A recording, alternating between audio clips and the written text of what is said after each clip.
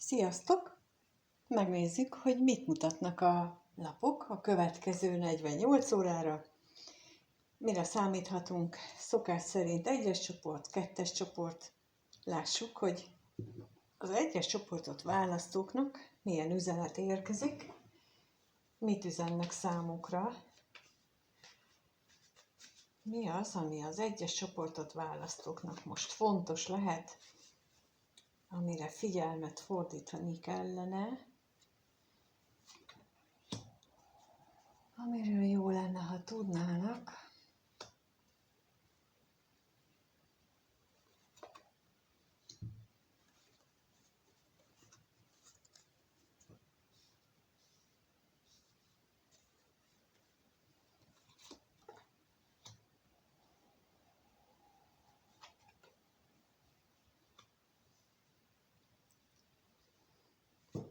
Elképzelhető, hogy akik ebbe a csoportba vannak, nekik egy nagyon is időszerű figyelmeztetés érkezik, mert kijött a kardok 10-esével a bukáslapja, aztán kijött még a kardok 3-asa, mint a szomorúság, aztán a botok hercegnője, botok királynője és a változás lapja. Tehát gyanítom, hogy akik ezt a csoportot választották, ők olyan szituációban vannak, amikor borzasztóan érzik magukat, amikor úgy érzik, hogy az egész világ összedőlt körülöttük. Ebbe benne tartozhat szívfájdalom, hogy valaki elbánt vele, hátrahagyta, becsapta, megcsalta, de mindenféle negatív dolog, minden belefér. És arról szólnak a lapok, hogy próbáld valahogy összeszedni magadat, valami nagyon picike kis életerőt csiholják ki valahol ott, ahol el van dugva benned a dolgok. Ott keressél egy picike kis lendületet, egy kis bátorságot, és indulj neki ennek a világnak. Olyan nekem, mint hogyha itt most ebből a szemszögből úgy látom ezt a lapot, mintha egy csiga mozdulna meg. És az jön belőle nekem, hogy nem baj, hogyha ezt a kis bátorságot, amit magadban előkeresel, azt lassan teszed. Nem baj, hogyha csiga méretű és csiga lassúságú. A lényeg az, hogy találd meg, mert ez képes magától, ha már te megtaláltad, ha már te elindítottad, ha már te úgy mozgásba hoztad, a lendületet megadtad neki, akkor képes magától botok királynőjévé változni. És valahogy ezt most megint olyannak látom, mint a rakétáknak a gyújtó részét,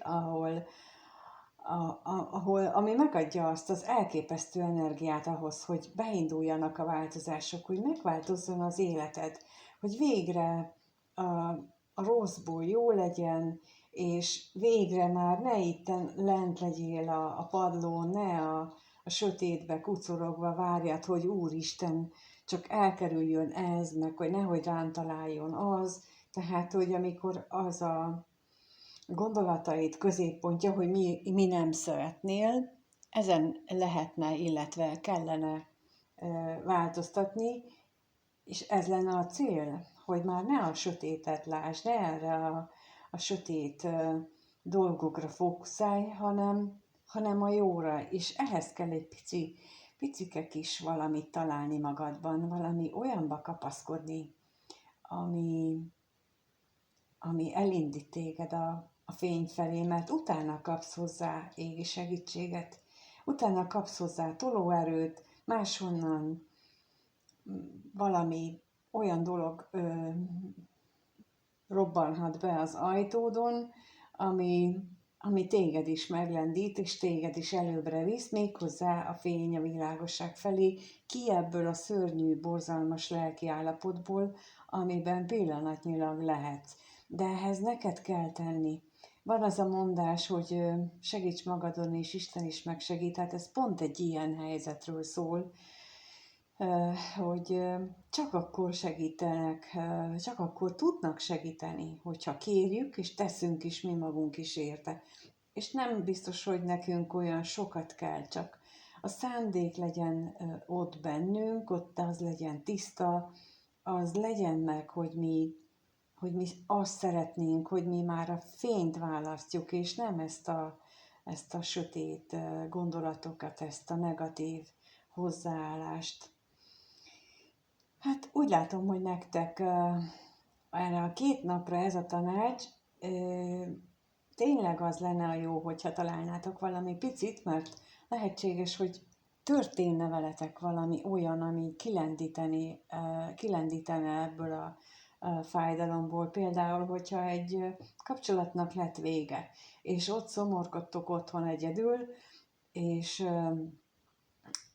ezen siránkoztok, hogy miért történt ez veletek, már megint, vagy most először, akkor azt mondják a lapok, hogy ez nem biztos, hogy a legjobb megoldás, mert az a múltba tekintés, és indulj meg előre, még ha csigalassúsággal is, még hogyha ilyen kedvetlenül, olyan szomorkásan is, akkor is érdemes neki kezdeni, és majd megjön a lendület. Minél többet csinálod, annál inkább jön a lendület. Én is így tapasztaltam a magam életében is, hogy így tudtam kihúzni sokszor magam a nehéz helyzetekből, és most ugyanezt látom a lapokból, hogy tedd meg az első csiga lassúságú lépést, és utána kapod a rakétát, ami kilő. Bocs. Én most ebből nektek ezt az üzenetet érzékeltem. Köszönöm, hogy itt voltatok. Köszönöm, hogy megnézitek. Ha megírjátok, hogy titeket ez hogyan érint, azt is köszönöm szépen. És mindannyiótoknak minden jót kívánok. És akkor megnézzük, hogy a második csoportot választók számára mit mutatnak a lapok, hogy nekik milyen üzenet érkezik, mi az, amire jó lenne figyelmet fordítani a következő 2 napban, miről szeretnének üzenni,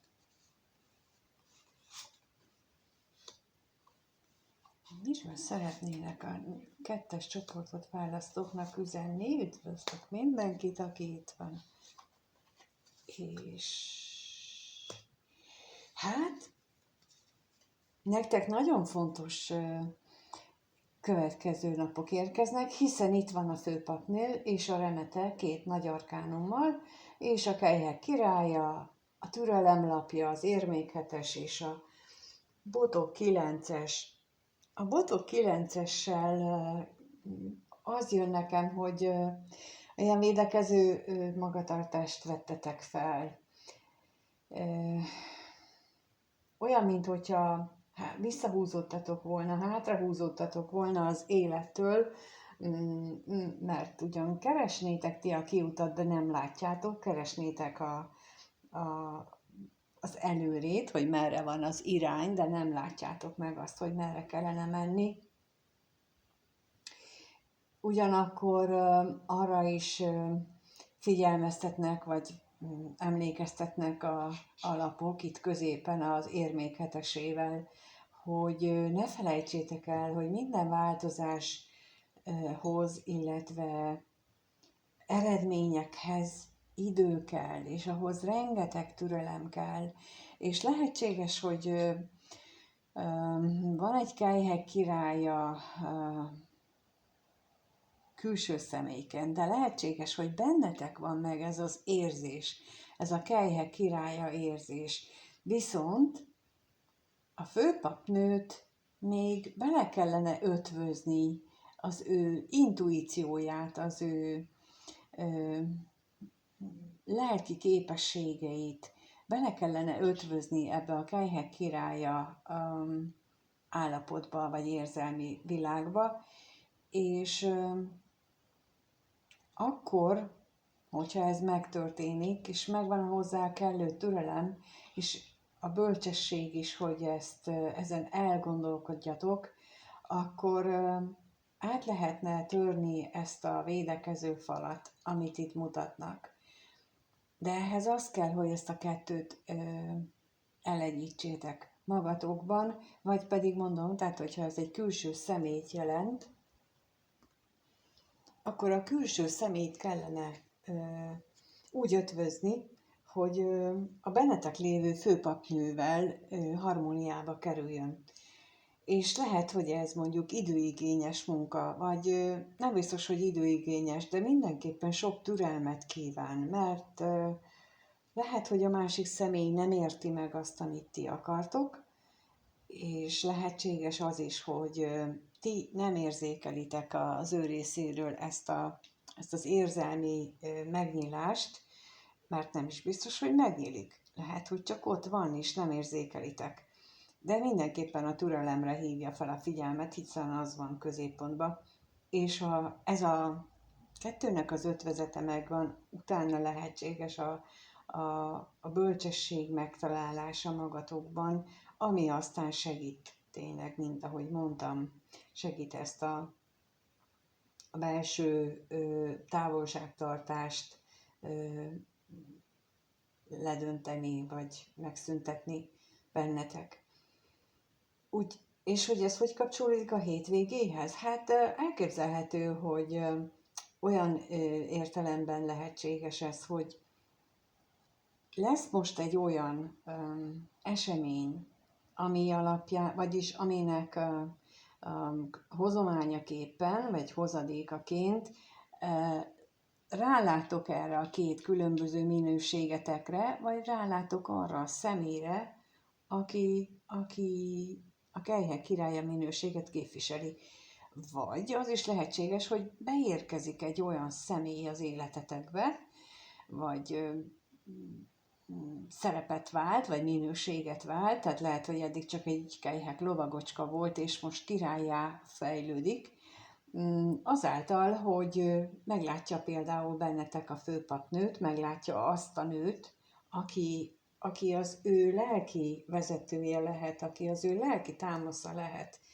És most ez egy másik vonulat, ami érkezik, és lehet, hogy ez másik kettes csoportot választóknak szól, hogy itt a gyümölcse beérhet.